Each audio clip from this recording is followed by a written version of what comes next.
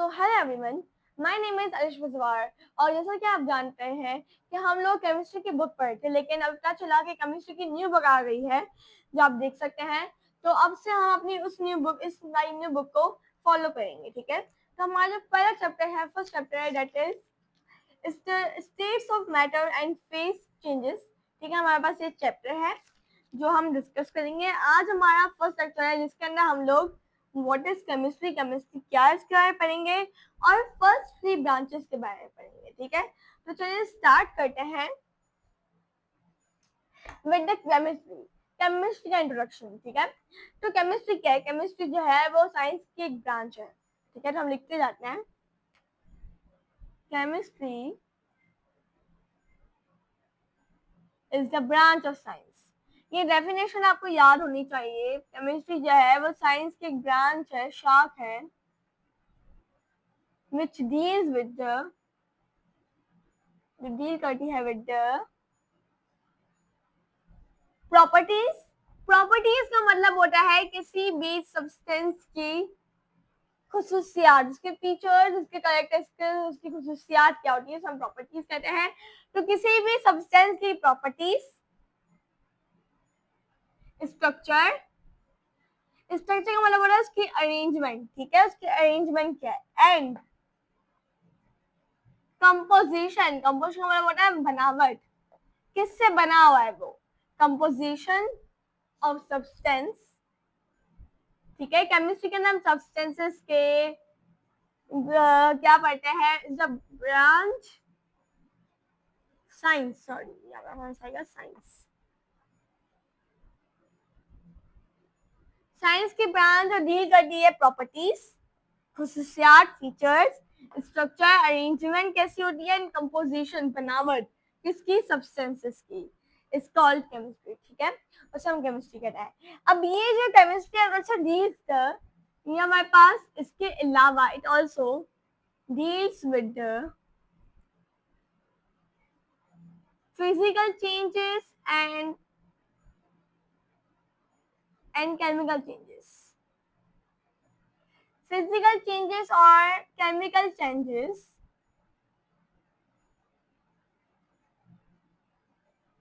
अब physical change और chemical change क्या होता है? फिजिकल चेंज ऐसा चेंज होता है जिसके अंदर ऐसा प्रोसेस हो रहा है जिसके अंदर ऐसा चेंज हो रहा है जिसके अंदर न्यू सब्सटेंस जो होता है वो फॉर्म नहीं होता। मतलब जिस सब्सटेंस हम लोग बना रहे हैं, जो भी केमिकल रिएक्शन है, तो वो वैसा ही रहेगा, उसके अंदर कोई नया सब्सटेंस नहीं बनेगा।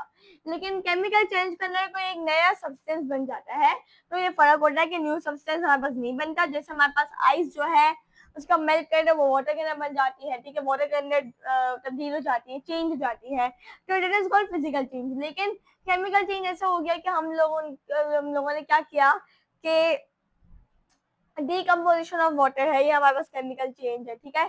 तो एक न्यू सब्सटेंस जो होता है वो बनता है, उसे हम केमिकल चेंज कहते हैं, ठीक है।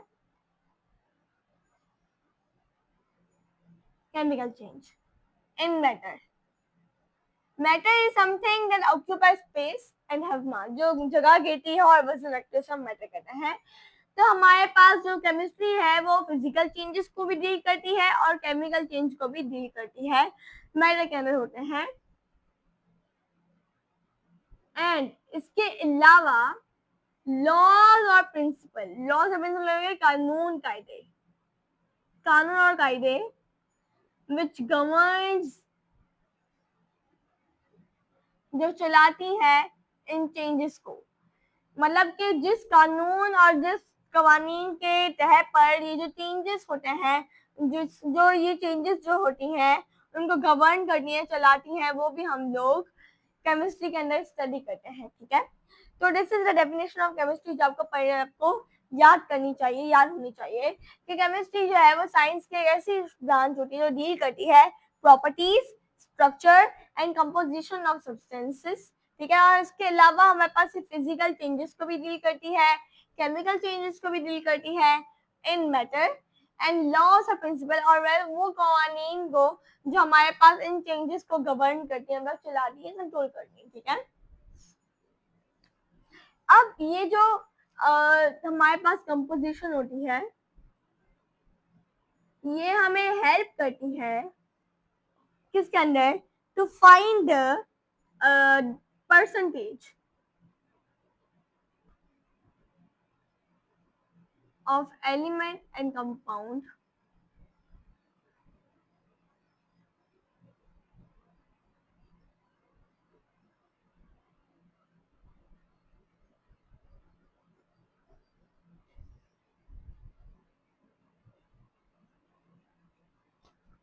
तो क्या होता है कंपोजिशन के अंदर क्या होता है, कंपोजिशन जब हम कंपोजिशन करते हैं केमिस्ट्री के अंदर तो हमें हेल्प करती है किसी भी एलिमेंट और किसी भी मैटर के सैंपल के अंदर एलिमेंट और कंपाउंड के परसेंटेज, वो 1% है, 2% है, 3% है, 55% है, कितनी परसेंटेज है एलिमेंट्स और कंपाउंड की, तो वो हम लोग पढ़ते हैं कंपोजिशन केमिस्ट्री का, ठीक है।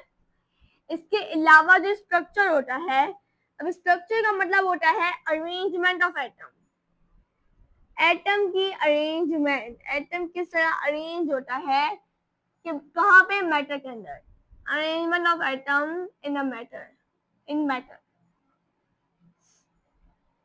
ठीक है। इसके अलावा जो फिजिकल चेंज और जो हमारे पास केमिकल चेंज है वो भी हम देखते हैं कि किस तरह वो इवोल्यूशन और एब्जॉर्ब एनर्जी वैसे बहुत होते हैं, ठीक है। तो क्या चेंजेस, हम चेंजेस देखते हैं, ठीक है, फिजिकल एंड केमिकल, ठीक है। हमारे पास एक इसके साथ है एब्जॉर्ब और इवोल्यूशन एनर्जी, एब्जॉर्ब और एवोल्यूशन को हम कह सकते हैं रिलीज एनर्जी, ठीक है। मतलब फॉर एग्जाम्पल जब आइस जो होती है आइस, ठीक है, वो हीट एनर्जी को एब्जॉर्ब करती है, ठीक है, तो मेल्ट हो जाती है, तो फिजिकल चेंज एब्जॉर्ब होके भी आ सकता है या इवोल्यूशन रिलीज होके भी, हीट को रिलीज करके भी हमारे पास, या किसी एनर्जी को रिलीज करके भी ये चेंजेस जो होते हैं वो हमारे पास आते हैं, ठीक है। तो अब हमारे पास ये, तो हम लोगों ने केमिस्ट्री का एक शॉर्ट इंट्रो देख लिया, ठीक है। अब हम देखते हैं ब्रांचेस ऑफ केमिस्ट्री, ठीक है, ब्रांचेस ऑफ,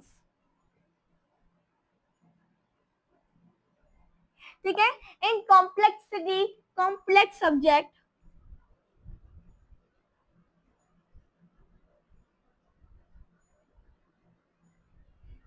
केमिस्ट्री वाले जैसे कॉम्प्लेक्स हार्ड सब्जेक्ट को समझने के लिए, इसके अलावा कॉन्सेंट्रेट करने के अंदर, क्या कॉन्सेंट्रेट करने के अंदर, फोकस करने के अंदर, क्या स्पेसिफिक, स्पेसिफिक, क्या कॉन्सेंट्रेट स्पेसिफिक एस्पेक्ट, किसी स्पेसिफिक कैरेक्टरिस्टिक्स को ऊपर कॉन्सेंट्रेट करने के अंदर, इसके अलावा एडवांसमेंट के अंदर, ठीक है। तो ब्रांच केमिस्ट्री जो है उसकी भी मजीद ब्रांचेस बनाई गई ताकि इस कॉम्प्लेक्सिटी को समझने के अंदर, एक हम लोगों को अगर कोई फिजिकल केमिस्ट्री हमें समझनी है तो उसके ऊपर डायरेक्ट कॉन्सेंट्रेट कर सके, अगर हमें किसी के अंदर एडवांसमेंट करनी है, डिस्कवरीज करनी है, आगे बुनियाद बनानी है, तो हम किसी ब्रांचेस ऑफ केमिस्ट्री का ये फायदा होता है कि हम लोग कॉम्प्लेक्सिटी को समझ सकते हैं, कॉम्प्लेक्सिटी जो होती है वो आसान हो जाती है, ठीक है। अलग अलग ब्रांच होता है, जैसे साइंस पूरी हम पढ़े थे, कभी केमिस्ट्री, कभी हम कुछ और पढ़े, कभी हम कुछ और पढ़े, लेकिन अलग अलग केमिस्ट्री के उसके अंदर हम लोग सब्सटेंसेस मैटर के बारे में पढ़ते हैं, बायोलॉजी में लाइफ के बारे में पढ़ते हैं, फिर उसके अंदर फिजिकल वर्ल्ड के बारे में पढ़ते हैं, तो ये सब चीजें होती है ना, तो इसलिए केमिस्ट्री की ब्रांच बनाई गई। अब हम लोग ना बुक से रीडिंग कर लेते हैं जितना हमने पढ़ा, फिर हम केमिस्ट्री की बाकी की 3 ब्रांचेस को डिस्कस करेंगे, ठीक है। तो हम लोग रीडिंग कर लेते हैं page number 2। What is chemistry? Chemistry is a branch of science which deals with the properties, ठीक है, properties, composition and structure of substances. It also deals with the physical and chemical changes in matter and the laws or principles which govern these changes, ठीक है। Okay. Determination of composition represent finding out percentage of element compound in a sample of matter, ठीक है, sample of matter, कहाँ थे हम लोग, या Structure of matter means the arrangement of atom in the matter. ठीक है, and both physical and chemical changes जो changes हैं may be brought about by absorption and evolution of energy. ठीक है, branches of chemistry. To understand the widely spread complex subject of chemistry, chemistry का subject को समझने के अंदर and concentrate on a specific aspect को concentrate करने के अंदर करने के लिए chemistry is divided into many distinct branches. इसको अलग-अलग branches के अंदर तकसीम कर दिया है, divide कर दिया है. These branches have distinct areas of study for a scientist to focus on and to achieve breakthrough and advancement, ताकि वो advancement कर सके, आगे बढ़ सके हर different field के अंदर. ठीक है, अब आप चाहे स्क्रीनशॉट निकाल सकते हैं. मैं साइड में जा रही हूँ, उसके बाद हम बाकी 3 ब्रांचेस को डिस्कस करेंगे. ठीक है, तो चलिए अब हम नेक्स्ट 3 ब्रांचेस डिस्कस करते हैं. First of all we are having physical chemistry. क्या? Physical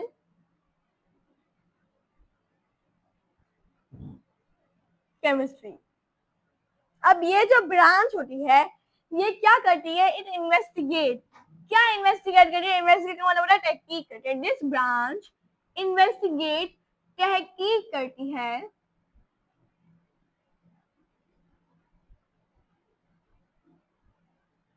substances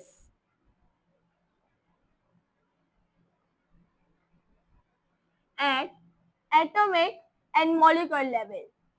Atomic and molecular level. तो क्या पढ़ा हम लोगों ने कि फिजिकल केमिस्ट्री के अंदर जो हमारे पास ये जो ब्रांच है ये इन्वेस्टिगेट करे, तहकीक करती है सब्सटेंसेस को, सब्सटेंसेस का behaviour, investigate the behaviour of substances. ठीक है, सब्सटेंसेस का बिहेवियर एटॉमिक और मॉलिक्यूलर लेवल का है. ठीक है, सब्सटेंस कैसा बिहेव करते हैं, उनका क्या एक्शन होता है, क्या एक्ट करते हैं एटॉमिक और मॉलिक्यूलर लेवल के अंदर, वो हम देखते हैं. ठीक है, अब एटम क्या होता है? Atom is the building block of matter. ठीक है, एटम इज स्मॉलेस्ट थिंग. ठीक है, एटम जो आपस में मिलकर वो मॉलिक्यूल बनाते हैं. ठीक है, तो एटम और मॉलिक्यूलर लेवल के अंदर जो हमारे पास बिहेवियर होता है किसका? सब्सटेंसेस का, वो हम लोग फिजिकल केमिस्ट्री के अंदर पढ़ते हैं. ठीक है, इसके अलावा हमारे पास लिखा हुआ है कि इट एक्सप्लेन, इट प्रोवाइड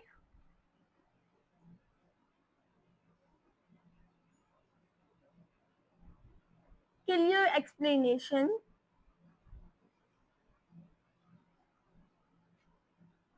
किसकी clear explanation? It provide clear explanation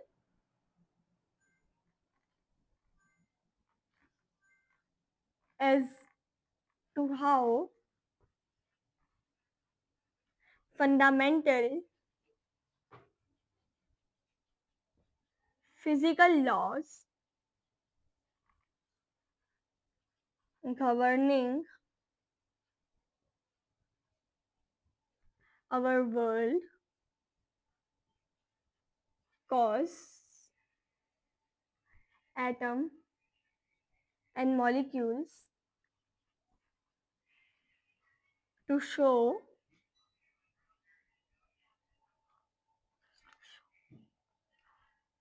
specific function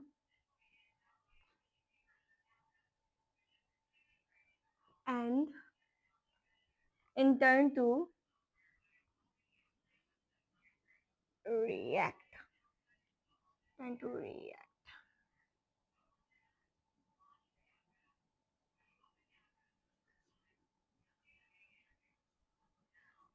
give huge structures related to life. ठीक है, तो अब हम लोग फिजिकल केमिस्ट्री में क्या पढ़ता है।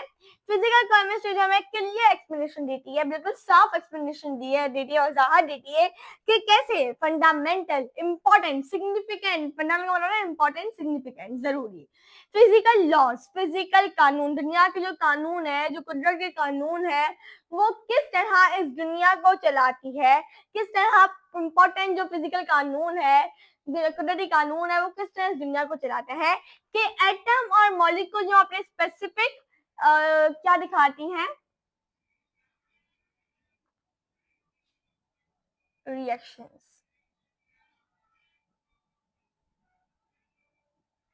दिखाती हैं, and turn to react to give huge structure related to life, और फिर वो huge structure बनाती है related to life, जैसे जिंदगी, हम लाइफ, ठीक है। तो इस हम किससे बने हुए हैं, एटम, पहले एटम बनता हम लोगों ने बायोलॉजी में बना, ऑर्गेनाइजेशन में एटम बनता है, फिर मॉलिक्यूल्स बनते हैं, फिर मॉलिक्यूल्स बाद उनके बाद ऑर्गेनल बनते हैं, ऑर्गेनल के बाद सेल बनता है, फिर सेल के बाद टिश्यू बनते हैं, टिश्यू ऑर्गन बनता है, फिर ऑर्गन सिस्टम बनता है, फिर इंडिविजुअल बनता है। तो बताया कि किस तरह एटम और मॉलिक्यूल जो है वो अपना स्पेसिफिक फंक्शन ही होगा जो भी है, वो हमारे पास क्या करता है, दिखाते हैं, और इन रिटर्न वो बनाता है, रिएक्ट करते हैं ह्यूज बड़े बड़े स्ट्रक्चर्स लाइफ के रिलेटेड, जैसे एनिमल्स हो गए, हम हो गए, तो वो एटम से ही बिल्डअप होके बनता है, ठीक है। तो ये हम फिजिकल केमिस्ट्री के अंदर पढ़ते हैं, सही है। अब फिजिकल केमिस्ट्री जो होती है, इसको हम स्टार्टिंग से ये भी हम लोग ये देखते हैं कि फिजिकल केमिस्ट्री जो है वो हमारे पास इस फिजिकल केमिस्ट्री जो है इस्तेमाल की जाती है, यूज टू प्रिडिक्ट, अंदाजा प्रिडिक्ट करने के अंदर कि क्या होगा, एंड नीचे लिख लेते हैं,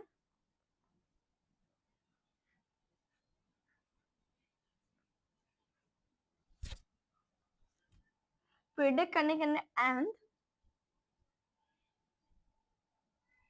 change the rates of reaction, reaction को प्रिडिक्ट करने के, रिएक्शन का अंदाजा लगाने के लिए, उसके रेट को चेंज करने के अंदर हम फिजिकल केमिस्ट्री के अंदर फिजिकल केमिस्ट्री को इस्तेमाल करते हैं, ठीक है। एंड thus optimize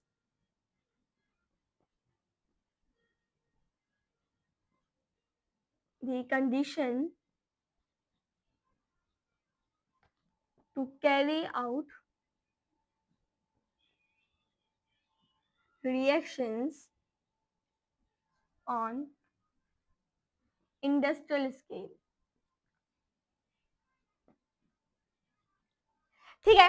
तो हम लोग क्या देखते हैं कि हम physical chemistry is use to, इस्तेमाल की जाती है प्रिडिक्ट करने के अंदर, एंड रिएक्शन ऑफ जो रिएक्शन है उनके रेट को चेंज करने के अंदर, बदलने के अंदर, and thus optimize the conditions to carry out reaction in industrial scale, ठीक है। और ऑप्टिमाइज कर दिए कंडीशन को, हालतों को, कि रिएक्शंस को वो ऑप्टिमाइज कैरी आउट करें किसके अंदर, इंडस्ट्रियल स्केल के अंदर, ठीक है, इंडस्ट्रियल स्केल के अंदर, ठीक है।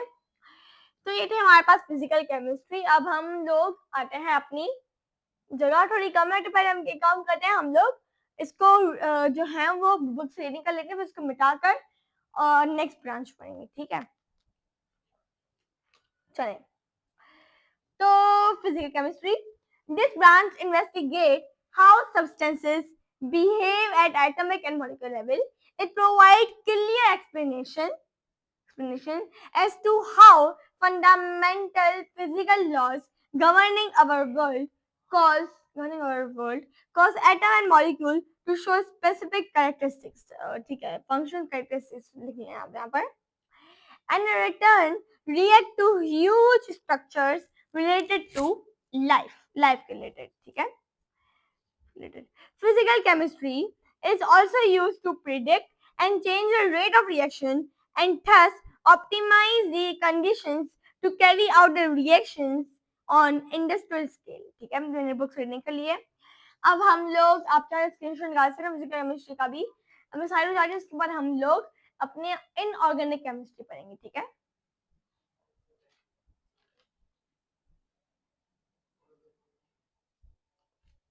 सो चले, अब हम अपनी नेक्स्ट ब्रांच की तरफ बढ़ते हैं, विच इज इनऑर्गेनिक केमिस्ट्री। क्या इनऑर्गेनिक केमिस्ट्री, ठीक है।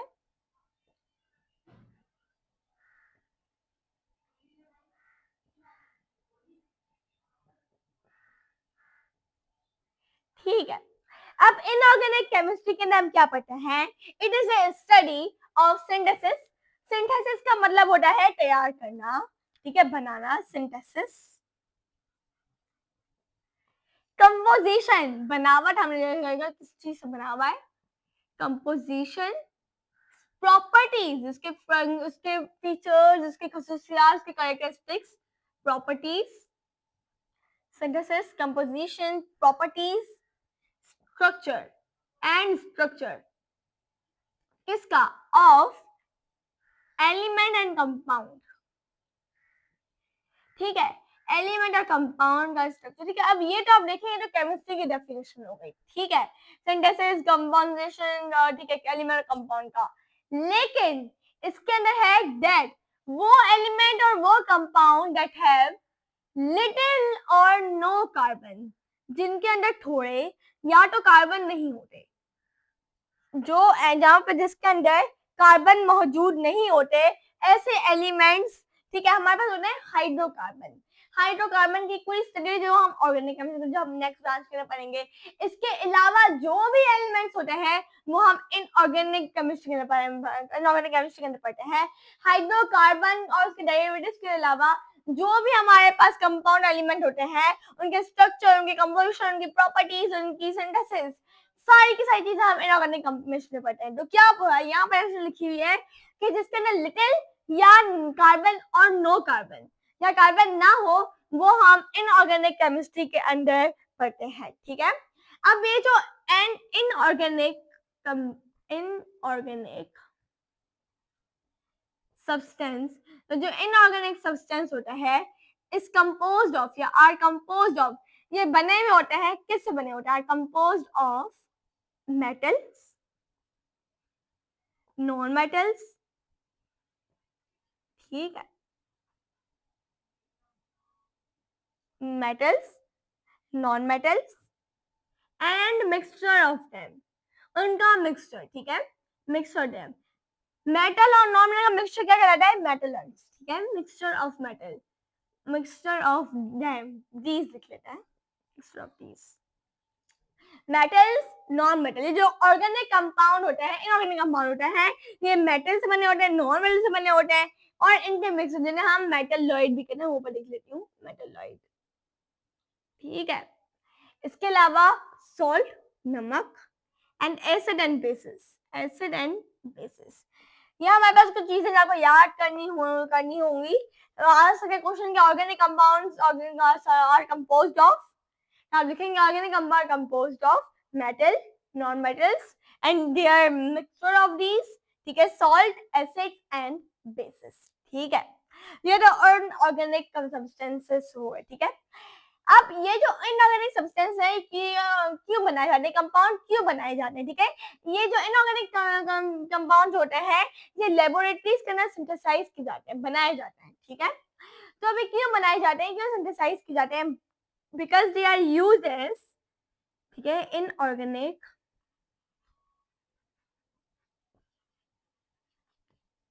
Compound are used as medicine, medicine में यूज किए जाते हैं, फर्टिलाइजर्स, फर्टिलाइजर्स के इस्तेमाल किए जाते हैं, कैटलिस्ट के इस्तेमाल किया जाता है। कैटलिस्ट, हमारा कैटलिस्ट क्या होता है? कैटलिस्ट ऐसा सब्सटेंस होता है जो हमारे रिएक्शन को स्पीड अप करता है। जैसे हमारे बॉडी के अंदर डाइजेस्टिव सिस्टम होता है, डाइजेस्टिव सिस्टम के अंदर हमारा जो रिएक्शन होता है उसको एंजाइम्स होते हैं वो स्पीड अप करते हैं हमारी रिएक्शन को। तो कैटलिस्ट, तो एंजाइम एक टाइप ऑफ कैटलिस्ट है।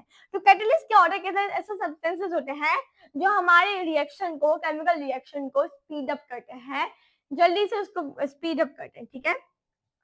पिगमेंट्स, पिगमेंट्स हमारे पास कलर्स होते हैं, ठीक है। अब इसका कलर व्हाइट क्यों है? बिकॉज ऑफ पिगमेंट्स, ठीक है। एंड कोटिंग इसके अंदर इस्तेमाल होता है, and many more, much more, ठीक है। तो ये था हमारे पास इनऑर्गेनिक कंपाउंड केमिस्ट्री के बारे में। इनऑर्गेनिक केमिस्ट्री का क्या बारे, कंपोजिशन, प्रॉपर्टीज, रिएक्शन किसी भी एलिमेंट या कंपाउंड का। लेकिन इनऑर्गेनिक वो होता है जिसके अंदर कार्बन नहीं होता, ठीक है। हाइड्रोकार्बन के अलावा या तो बहुत कम होता है, ना होने के बराबर होता है, या तो बिल्कुल नहीं होता, ठीक है। तो inorganic chemistry it is study of synthesis, composition, properties and structure of element and compound that have little or no carbon. And inorganic substances are composed of metals, non-metals or mixture of them, salt, acid and base, ठीक है। Inorganic compounds are used as medicine, fertilizers are used in for medicine, fertilizers, catalyst, pigment, coating and much more, ठीक है। अब एक बार book से इसकी reading कर लेते हैं, चलें। Inorganic chemistry. It is a study of synthesis, composition, properties, and reaction and structure of elements and compounds that contain little or no carbon. An inorganic substance can be composed of metals, non-metals, or mixture of these, salt, acids, and base. ठीक है, bases. Inorganic compounds are used as fertilizers, medicine, catalyst, pigment, coating, and much more. ठीक है। सो चलिए, ये था हमारे पास inorganic chemistry, आप चाहे स्क्रीनशॉट निकाल सकते हैं। अब हम नेक्स्ट ऑर्गेनिक केमिस्ट्री पढ़ेंगे। मैं साइड हो जाती हूँ। सो चलिए, अब हम अपनी नेक्स्ट एंड लास्ट ब्रांच, जो लास्ट तो नहीं है ये, लेकिन आज के लेक्चर की जो हम लोगों के पास लास्ट ब्रांच है, that is in organic chemistry, ठीक है।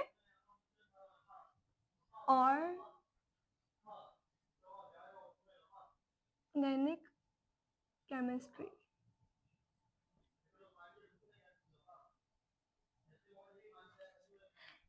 ठीक है।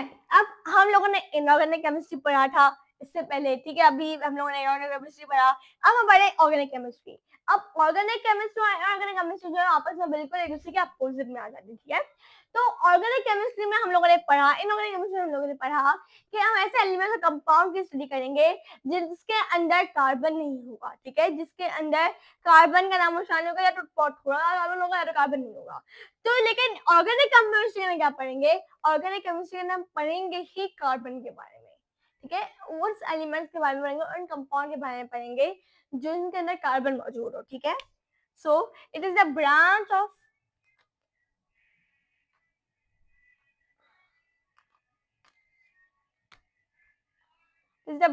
chemistry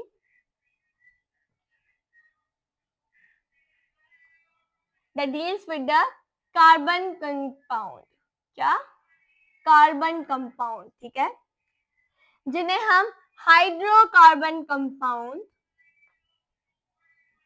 एंड देयर डेरिवेटिव्स ठीक है। तो इनके बारे में स्टडी जो होती है उन्हें हम लोग किसके अंदर पढ़ते हैं, ऑर्गेनिक कंपाउंड ऑर्गेनिक केमिस्ट्री के अंदर पढ़ते हैं, क्या, ठीक है। कार्बन कंपाउंड के बारे में हम हाइड्रोकार्बन कहते हैं या उनके डेरिवेटिव्स, ठीक है। इसके अलावा हमारे पास कुछ सम टाइप ऑफ सॉल्ट्स होती हैं, ठीक है, सॉल्ट्स होती है, और कार्बोनेट, बायोकार्बोनेट, कार्बोनेट, इसके अलावा ऑक्साइड, कार्बाइड, ठीक है। ये भी हमारे पास ऐसे कंपाउंड्स होते हैं जो हम ऑर्गेनिक केमिस्ट्री के अंदर पढ़ते हैं, ठीक है। Salt, carbonate, bicarbonate, oxide and carbide, ठीक है।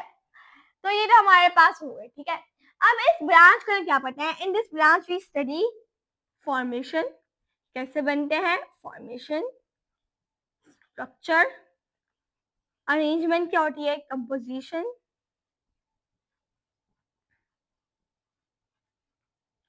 formation, structure, composition, properties,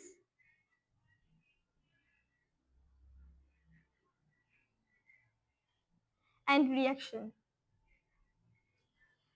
किनका रिएक्शन पढ़ेंगे, कार्बन कंटेनिंग कंपाउंड का, ठीक है, कार्बन कंटेनिंग कंपाउंड का, ठीक है। मतलब इन कंपाउंड के अलावा, कार्बन कंटेनिंग कंपाउंड के अलावा बाकी तमाम कंपाउंड की स्टडी हम किसके अंदर पढ़ेंगे, इन ऑर्गेनिक केमिस्ट्री के अंदर। ऑर्गेनिक केमिस्ट्री में हम क्या पढ़ेंगे, सिर्फ कार्बन कंटेनिंग कंपाउंड के बारे में, ठीक है, कार्बन कंटेनिंग कंपाउंड के बारे में। अब ये जो होते हैं in organic chemistry, organic compound जो होते हैं वो हमारे पास फाउंड इन, कहाँ पाए जाते हैं, found in life, many formations of life, जिंदगी के अंदर हमारी लिविंग लाइफ के अंदर पाए जाते हैं, ठीक है, एंड आर एसेंशियल फॉर, और वो जिंदगी के लिए बहुत एसेंशियल भी होते हैं, जरूरी होते हैं, क्रूशियल होते हैं, एसेंशियल फॉर लाइफ, ठीक है। तो बस यही तक हमारे पास था ऑर्गेनिक कंपाउंड, ऑर्गेनिक केमिस्ट्री के बारे में। अब हम बुक रीडिंग कर लेते हैं और फिर अपने लेक्चर को कंप्लीट करते हैं, ठीक है। Inorganic chemistry. It is a branch of chemistry that deal with the carbon compound, hydrocarbon and their derivatives. Other than इसके अलावा simple salt, सादा नमक जैसे कि कार्बोनेट्स, बायोकार्बोनेट्स, ऑक्साइड एंड कार्बाइड्स, ठीक है। In this branch we study the structure, formation, properties, composition and reaction of carbon containing compound. Organic compound are found in all form of life, ठीक है, are found in all form of life, ठीक है।